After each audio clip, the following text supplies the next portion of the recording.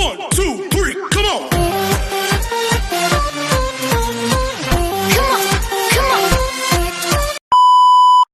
Hello beautiful people! Welcome back to my channel. This is your Mama Sam. Hola mga amigo, amiga, kumare at kumpare. Kamusta kayong lahat? Sana lahat po kayo ay okay at safe ngayong araw na ito. At syempre, kung ako naman ang tatanungin nyo, nakikita naman ninyo ang beauty ng Mama Sam ninyo, fresh overload pa rin, di ba? Ganyan talaga kapag umiinom ka ng maraming vitamin C plus kumakain ka ng maraming banana. Dahil sa banana, mas nakakaloka ang kagandahan ng Mama Sam ninyo. Charot! So, kamusta naman kayong lahat? Sana lahat kayo ay okay na okay ngayong araw ng Wednesday. So, happy Wednesday sa atin lahat ng bonggang-bongga. Ang bilis, no? Parang kailan lang Monday, tapos ngayon Wednesday na, at bukas Thursday na. Pero, syempre, tuloy ang laban, tuloy ang ligaya, tuloy ang buhay. At eto nga, kagabi nga, naganap na ang Miss World Philippines, kung saan naman, oh my gosh, naloka ako sa mga nanalo. Di ba? So, ang saya-saya lang. Pero, grabe ha, ang haba ng kanilang programa. Inabot ng 5 oras. Charot, 5 oras talaga. Nakakaloka, delay magsimula, tapos ang haba ng kanilang mga eksena, lalo na doon sa mga pa-special award nila. Diyos ko, naloka ako doon. Pero kung pag-uusapan naman natin yung production, syempre wala naman akong ibang inaasahan na bonggang-bongga sa Miss World Philippines. Kumbaga parang yan na talaga yung inaasahan kong production nila. Wala nang isasagad. Kumbaga parang, okay, ito na yung ina-expect ko. At nasatisfied naman ako kasi hindi nga ako masyado nag-expect masyado. Kumbaga parang ayun na yon. Ayun na, wala nang isasagad. Charot. Yan. Sabi ko nga, I think kung medyo madami-dami yung mga girls, yung umabot siguro ng mga 30 plus or mga 50, ganon. So, siguro ang ganda nito. Saka siguro ang request ko lang, sana next time, magkaroon sila ng, ano ba to, ng height, ng standard ba, para halimbawa sa height, dapat at least 5'7 or 5'6. Lalo na Miss World, gusto nilang matatangkad talaga. So at least, di ba, 5'7 or pataas yung height ng mga girls. Kagabi ang mga nakita ko, Diyos ko, ang liliit nila, para silang mga nasa barangay pageant. Loka ako. Ilan lang din yung mga nag-aagawan ng ano ba to, special award. At doon sa special award nila, wag na nilang ibigay sa coronation. Ibigay na nila doon sa prelim kasi nakakaloka. Naloka talaga ako sa sobrang dami ng special award. Ay nako, inantok na ako. Ganon. And then, pagdating naman sa host nila, actually magagaling naman eh. Kaya lang ang dami din. Parang hindi ko maintindihan. 25 lang naman yung candidates dito. Para masabi lang na bongga.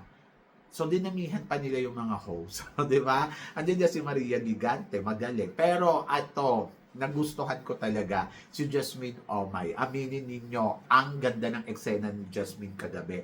Ako para sa akin okay na ako kay Jasmine Omay. Panalo sa paandar, panalo sa pawig, panalo sa bawat eksena niya. The way kung paano din mag-deliver ng mga sinasabi niya, magaling din, di ba? And then, doon naman sa dalawang lalaki, parang feeling ko okay din naman. Okay. Pero magaling yung sa stage yung lalaki, no? Daming lingwaheng alam. Nakakaloka. So, yan. Pero, syempre, masaya ako sa resulta ng Miss World. Ayun. Sobrang nasayahan talaga ako. Ayoko lang yung mga cut moment nila. Yung parang doon sa first cut, 25 lang naman yung naglaban-laban, top 15. Okay. So, after ng top 15, sana sa swimsuit, nag-cut na sila doon para matira yung 10. 10 lang ang mag-i-evening gown. Tapos, pagdating doon sa 5 lang. Kaso naloka ako doon sa may top 15, tapos may top 10 pa. Di ba? Sabi ko, ano to? May top 5 pa. Wala na, natulog na ako. Pero, syempre, pagising ko nga nung umaga, ang bongga dahil grabe ha, ang mga nag-uwi ng corona. Tulad ng inaasahan ko. Yes! Kaya naman, para sa una natin, chika, eto nga, sabing ganon, ano daw ang masasabi ko na nauwi daw Ifugao ang corona ng Miss Global Philippines. Okay, kay Ifugao muna tayo. To be honest, syempre, nag-expect ako na magmi-Miss World Philippines talaga siya. But meron din ako na parang second crown neto, Miss Global. Kasi si Valerie West, yung beauty niya plus yung alam mo yon, yung execution niya, pwede mo talaga siyang dalhin sa Miss Global. Ang global kasi, alam naman natin na kabugan ng talino, kabugan ng ganda, at kabugan ng eksena. So, parang feeling ko, talagang bagay siya doon. At ang target kasi ni Mr. Arnold ay maiuwi ang corona ng Miss Global dahil first time to sa kanya. So, parang feeling ko, nakita niya na kagad ay bagay dito si Valerie. So, yon. Sa bagay, kesa naman masayang nga naman siya sa Miss World, kasi sa Miss World, parang feeling ko mas malaki yung chance niya na makuha ang corona ng Miss Global more than doon sa corona ng Miss World. Yon. So, sa Miss World, syempre, papasok yan, semifinals, pero sa global, may chance siyang mag-runners up, may chance din talaga na makuha niya ang corona. Yun yung nakikita ko, kaya dyan siya nilagay, kaysa masayang, di ba? And then, pagdating naman dito kay Region Davao, ayan, marami nagko-complain kasi daw, bakit daw, Miss Tourism International lang yung ibinigay. To be honest, kagabi, yung nakikita ko yung lakad niya, maganda naman si ate. Pero habang pinapanood ko siya, nagkaroon na kagad ako ng thought sa isip ko, I think Miss Tourism International to. At kung papanoorin nyo yung mga vlogs ko, di ba lagi ko sinasabi na baka mag-Tourism International yan. So, yon. So, I think, yes, ayan na nga. Nakuha niya ang Tourism International, di ba? At parang feeling ko, kaya siya dyan nilagay, kasi malaki yung chance niyang makuha din ang corona ng Miss Tourism International ngayong taon na to. Kumbaga, yung mga followers niya, alam ko nagwawala kagabi na parang ang sinasabi nga, ay nako, dapat daw, ito daw yung pinanalo. Pero kasi para sa akin, I think dapat maging wise din sila. Hindi naman yan makaka-eksena doon sa Miss World Philippines, sa Miss World. Dahil syempre, alam naman natin yung mga eksena doon sa Miss World, Diyos ko, puro mga pabongga. And I think fit na fit siya para sa Miss Tourism International na may chance siyang makuha ang corona neto. Kesa nga naman, dadalhin mo siya doon sa isang pageant na alam mo na hindi naman siya kakabog doon, di ba? So yun, so dapat yun yung naintindihan ng mga ano, kaya walang talo kagabi. Kumbaga parang okay, tama yung corona na ibinigay sa kanila, walang talo, walang sayang.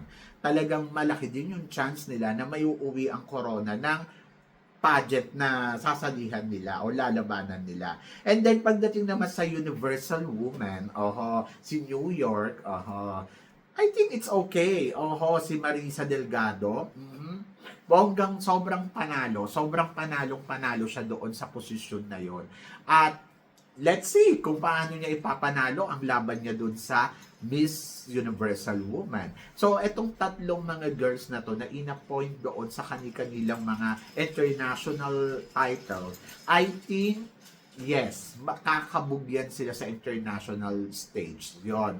At malaki yung chance ng Pilipinas na makuha natin ang corona, di ba? So be wise, more than doon sa parang kung ano lang yung gusto mo. Ako nga, gusto ko si Ipugaw sa Miss World Pero alam ko din na pag dinala mo siya sa Miss World, hindi naman ito mananalo Maaaring maging first runner-up or second princess or pwedeng maging finalist lang or maging Miss World Asia din. Pero eto na nga, nandito na siya at ayun na, di ba? So this is it. So yun. So madali ko siya naiintindihan. At yun talaga ang nakikita ko din. Kaya laban yan. So pagdating naman dito syempre sa bagong Miss World Philippines natin. So syempre nagulat tayong lahat kasi hindi natin inaasahan na siya ang ipapanalo dyan. Kumbaga parang, bakit siya ang nanalo? Ganun talaga. Di ba? Pero happy ako dahil sobrang lakas ng laban ng Pilipinas para sa Miss World. Isipin na lang ninyo, legit ang kanyang advocacy. Beauty with the purpose siya. Kumbaga, parang may ibubuga siya sa kompetisyon. At hindi tayo maiiwanan sa eksena dahil walang advocacy ang pambato natin. Yun yung isipin natin. At total package para sa Miss World Body, beauty, and brain plus beauty with the purpose, di ba? So, yon. So, bakit ka ayaw sa kanya? Go, go, go, go. At kailangan natin suportahan ang ganitong klaseng kandidata na hindi natin nakikita. Di ba? So, yon. So, nagulat kayo kasi hindi nyo siya napapansin. Pero, hindi eto nga sa organization, ang masasabi ko, in fairness sa kanila, sobrang panalo. Panalo para sa akin kasi ibinigay nila yung tama doon para sa mga babae, kung ano yung dapat nilang makuha. Hindi sila yung, mas malapit to sa akin, so sa kanya ko ibibigay to. So dito napatunayan natin na walang kinikilingan si Mr. Arnold. Kumbaga parang nandoon siya sa part na kung sino ang dapat manalo, yun talaga ang mananalo. So yun, so in fairness, in fairness sa organization, in fairness sa team, panalo ang eksena ng bawat isa. At happy ako dahil nakikitaan ko na ang mga girls natin na ilalaban sa international stage ay may laban talaga sila. So, hindi sila masasayang. Kumbaga, parang tuloy ang laban, tuloy ang pagiging powerhouse ng Pilipinas. Aayaw ka pa doon? So, yan. So, yun, bongga. So, sana next time marami pang sumali sa Miss World Philippines at yun nga, syempre gusto ko na sana mas mapaandam pa nila ng bonggang-bongga yung competition, no? So, in fairness, winner yung production, winner yung everything. Doon sa mga nagrereklamo, magreklamo kayo sa barangay. Charot! So, yun, nakakaloka kayo, puro kayo reklamo. Anyway, be happy para sa mga girls and let's support na lang sila. Ganon! At para naman sa sumunod natin, chika, ano daw ang masasabi ko sa eksena ni Krishna Gravides yesterday sa kanyang farewell walk para sa Miss World. E di bongga, Diyos ko, pinatunayan lang talaga ni Krishna Gravides na siya ang reyna. Kung paano siya umeksena, kung paano siya kumabog, kung paano siya magpaandar. Talaga namang masasabi ko, Krishna is Krishna. Mula doon sa pagiging di ba? Mula doon sa nakita natin sa kanya sa Miss Universe Philippines, tapos hanggang sa dumating siya dito sa Miss World, hanggang sa matapos yung reigning niya, very remarkable talaga ang eksena ng isang Krishna Gravides. Kaya hindi ako nagulat kagabi na parang, ay, bonggesyo siya at paandar. Diba? So talagang, Chris na talaga siya. Di ba? So, yan. So, from the beginning, nakilala na natin si Chris na ganyan talaga magpaandar. Talagang kumakabog talaga yung beauty niya at wala naman akong masabi, di ba? So, congratulations dahil na-fulfilled niya ang kanyang reigning bilang Miss World Philippines at ayun, sa kabila ng mga maraming struggle na pinagdaanan si Krishna bilang isang kandidata ng national pageant, Miss Universe Philippines at saka naging Miss Charm, di ba? And then plus dito sa Miss World, ayun, so finally, fulfilled na ang kanyang pagiging reyna at mananatiling forever na Miss World Philippines ang Krishna Gravides. Diba? So, saya-saya. Pero ito ang masaya. Rachel Gupta. Nagpaplano daw sumali ng Miss World para sa India ngayong 2026. Anong chika mo dito, Mama Sam? Ay, nako, bongga yan. So, kung talagang siya ang ilalaban ng India at sasali siya sa Miss India, ay bongga yan. So, mananalo yan. Kasi may ganda naman talaga si Rachel. Height, beauty, talino. Oo, yung nakakausap ko siya dito. Natutuwa ako the way kung paano siya sumagot talaga at magbigay ng mga opinion. At sabi ko, iba din ang level talaga ng Rachel. Kaya to nanalo. Pero nandoon ako sa part na syempre meron siyang record na dethrone. So hindi ko alam kung makaka-apekto ba to kay Rachel. Hindi ko alam kung talagang tatanggapin siya ng isang organization, di ba? So katulad na lang halimbawa sa Miss World, kung sasali siya sa Miss World. So alam kong may purpose siya kasi meron naman siyang advocacy talaga.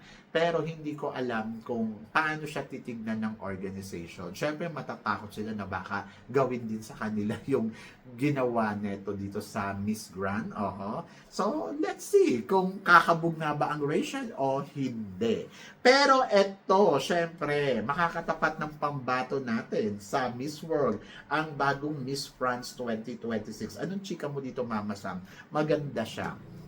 Yun yung chika ko. Beauty talagang masasabi ko, oh my gosh, wala akong masabi kasi sobrang panalo ang peg niya. Oho. So, isa din to na pwede mo din talaga masabi, oy baka France ang manalo ngayong taon na to. Kung kakabog siya at kung meron talaga silang advocacy. Kasi syempre, sabi ko nga sa inyo, kahit pasabihin natin na anong ganda niya, oho, pero kung wala naman siyang purpose, di ba? So, baliwala din. And then, ayun nga. So, naniniwala ako na medyo malakas naman ang laban nila. Oho, basta kumabog lang ng bonggang-bongga, di ba? So, yun lang naman yung aabangan mo eh. Kailangan niyang kumabog at umeksena. Oho. And then, let's see kung paano niya i-present ang Miss France. Pero feeling ko malakas din ang laban nila sa Miss World. Ayan! At ito nga, former Miss New Mexico Teen USA na ngayon ay Miss World Philippines na. Anong masasabi mo dito? Ayan nga, Diyos ko, binabash din ng iba na sinasabi niya, hindi naman maganda. Pero sa totoo lang, ang nakikita ko sa kanya ay maganda. Maganda yung kanyang, kanyang looks.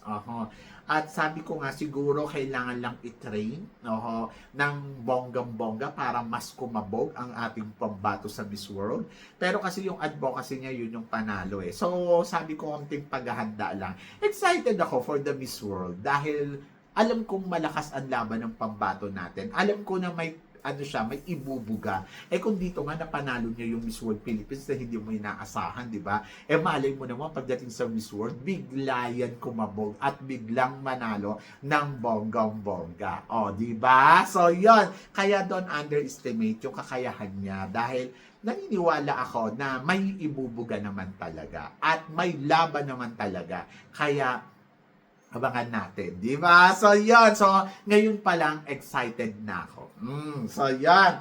At siyempre, para naman sa sumunod natin, chika, bagong Miss Universe na nasa Puerto Rico. Anong chika mo dito, Mama Sam? Ay, nako, may eksena siya dyan ng bonggang-bongga. Dumating na nga si Miss Universe Fatima sa Puerto Rico. So, doon naman sa Puerto Rico, ang inaabangan ko dyan, yung kanilang announcement for the Miss Universe. Kasi 'di ba, parang ito kasi hinihintay natin eh. Dahil ayun yung sabi nila gagawin sa Puerto Rico ang Miss Universe at yun, sabing gano'n hinahanapan nila ng mga prueba para alam mo yun, masettled na nila lahat-lahat. And then ngayon, ayan na, since na nandiyan na si Fatima, ang inaabangan ko diyan kung i-announce ba nila ngayong buwan na to na ang Miss Universe ay magaganap na sa Puerto Rico at kung kailan. Kasi, medyo matatagalan niya si Fatima hanggang 12 eh. So, kung iisipin mo, parang, ay, mahaba-haba to ha. So, ayun, looking forward ako. 12 or 7, parang ganun eh. So, medyo mahaba-haba yung kanyang oras. So, hindi ko alam kung ano mga ganap nila, eksena nila dyan. Pero, ayan na nga, sinalubong siya ng former Miss Universe Puerto Rico at ayun, nakita naman natin na talagang wala naman silang problema at walang mga eksena. And then, ayun, sa awa naman ng Diyos ay masaya naman si Fatima at nagpapaandam na nga ng bonggang-bongga, nagkaroon ng photoshoot doon.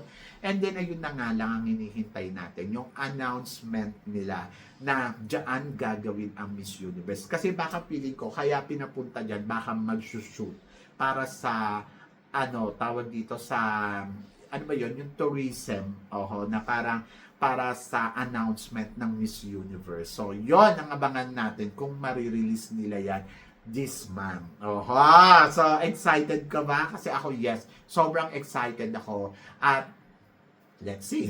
Di ba? So, ganun talaga. Tuloy ang laban, tuloy ang buhay, tuloy ang ligaya sa mundo ng pageantry. Pero ikaw ang tatanungin ko, ano naman ang masasabi mo dito sa mga pinag-uusapan natin ngayon? Ikaw ba, satisfied ka ba sa mga nanalo ng Miss World Philippines crown? So, please comment below para at least malaman ko naman kung ano naman ang chika mo sa mga bagong reyna na ilalaban natin sa international stage. So, yun. So, syempre maraming salamat sa inyo lahat sa support at pagmamahal na binibigay ninyo syempre dito sa channel ko. At sa mga hindi pa nakaka-subscribe, please don't forget to click like and subscribe my channel at i-click nyo na rin po ang notification bell to more updated syempre sa aking mga chika. Sabi nga ganon, always keep smiling and laban lang. So guys, hanggang dito na lang. Hanggang sa muli nating chikahan. See you tomorrow. Thank you guys!